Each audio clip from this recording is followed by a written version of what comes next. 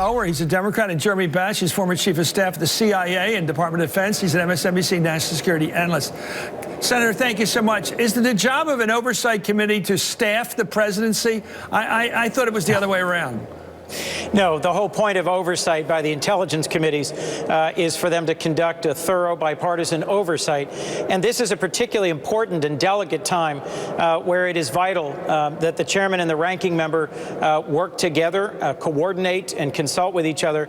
And what Chairman Nunes did today legitimately raises real questions about whether he's primarily interested in providing a defense or a cover to the White House, or whether he's dedicated to a bipartisan and thorough investigation of Russia's interference in our elections. Yeah, there seemed to be a St. Bernard in the snow aspect to this. He's rushing down to the White House to help the president Trump. But let me ask you about the facts.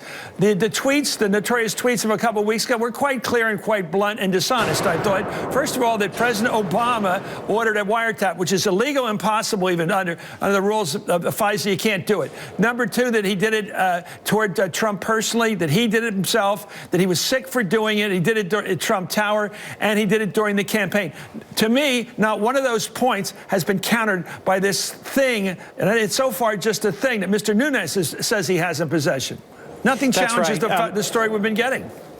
Chris, we don't have a lot of details because Congressman Nunes hasn't shared it either with the Senate Intelligence Committee or with the Democrats on House Intel. As you heard from Congresswoman Spire just a minute ago, you can be guaranteed that tomorrow during their hearing, the House Intelligence Committee members are going to be pressing Congressman Nunes for exactly what it is that he's seen and where it came from.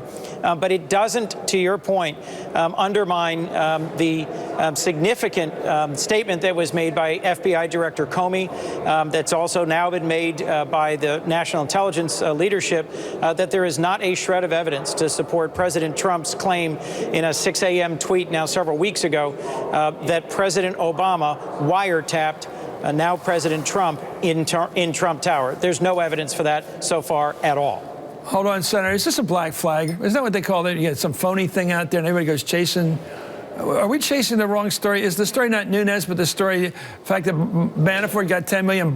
And the story is from Monday's hearing. We've had counterintelligence investigations. We've had FBI criminal investigations of the White House. We've never had an FBI counterintelligence and criminal investigation of the White House. This is unprecedented in our history, and that was the big news from Monday. The Monday hearing was a debacle for the White House. Yes. Not so much on the wiretapping issue, Chris, but in fact on the revelation that they and their inner circle are under FBI investigation for basically having the Russians help them throw the election.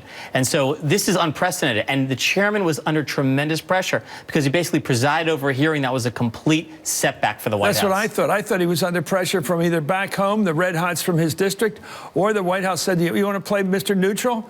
We're going to burn you. And I think they said, find us something, any port in a storm, something to get us out of this. Let me ask the senator about this. You know, the history of the Intelligence Committee, I think we have to sort of spruce up their image right now because this isn't good for them. I remember when I worked for the Speaker O'Neill, they used to give the hot intelligence stuff to the leadership. And the tip said, I don't want all this information. It's all in my head and I can't do anything with it. I'm not allowed to say it, but I know these horrible things that are going on. The Intelligence Committee is supposed to keep secrets. That's their job. They're given the information with the idea. Well, explain the culture of that institution and the ethics. That's right. One of the important things about the intelligence committees in both the House and the Senate is that they are dedicated to receiving and reviewing and understanding, to authorizing and appropriating for a very significant intelligence community here in the United States. The members of the Intelligence Committee do difficult work. They're exposed to very high classification secrets of the United States. But most importantly, as you mentioned a few minutes ago, Chris, they are supposed to conduct oversight of the executive branch and oversight of the intelligence community, not to end up cheering on or providing an excuse for the White House.